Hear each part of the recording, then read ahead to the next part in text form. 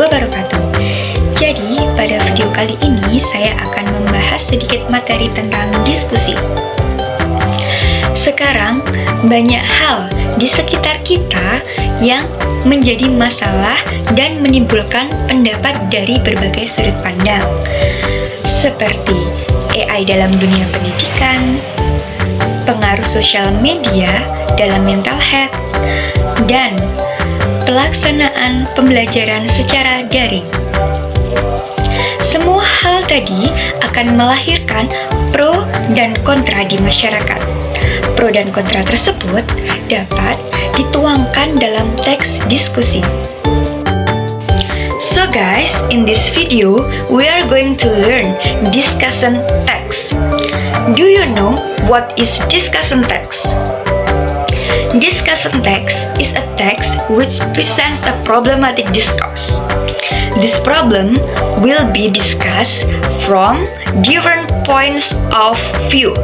It presents pro and contra opinion on certain issue.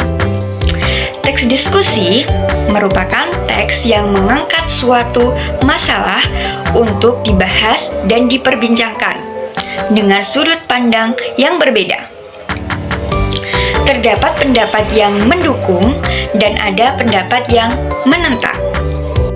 And for social functions of discussion text, to present different points of view an issue.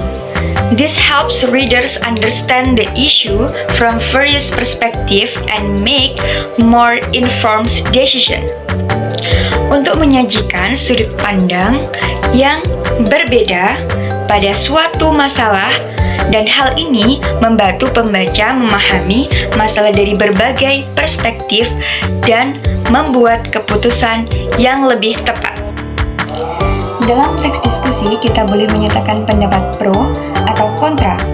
Nah, untuk membedakan discussion text dengan teks yang lain terdapat pada generic structure-nya. Jadi, generic structure discussion text for the first is issue, stating issue which is to be discussed. Struktur kerangka pertama adalah isu yang menyatukan topik atau persoalan yang akan dibahas. And then second, argument pro, presenting the point in supporting the present issue. Bagian ini menampilkan poin yang mendukung topik yang sedang kita diskusikan. And then the third, argument cons, presenting others point which disagree to the supporting point.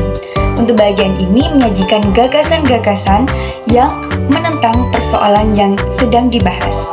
And then the last is conclusion, stating the writer's recommendation of the discourse.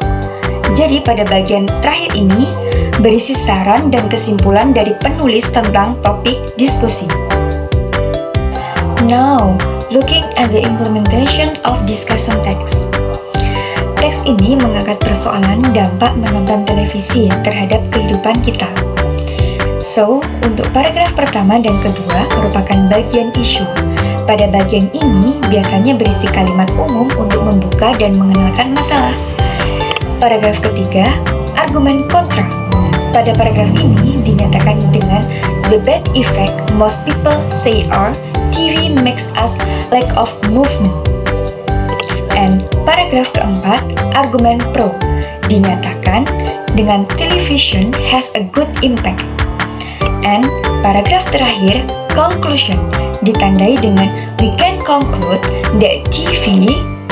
Jadi, teman-teman bisa ya memahaminya dari berbagai generic structure. Now, let's see the language features of discussion text. For the first, using simple present tense. For the examples, watch, say, becomes. And then the second, using modals. Example, must, should, would, may, and can. And then the third, connectors of contrast. For the example, however, furthermore, on the other hand, moreover, and but. And then the last, using thinking verb. For the example, think, hope, and believe. And now, let's see the implementation language feature of discussion text. For the first, using simple presence. Becomes, what, say, they, and then using modals, cans, and then using connector of contrast, but. Okay, now I hope you can understand better. That's all my explanation about discussion tag, and see you in next video. Bye bye.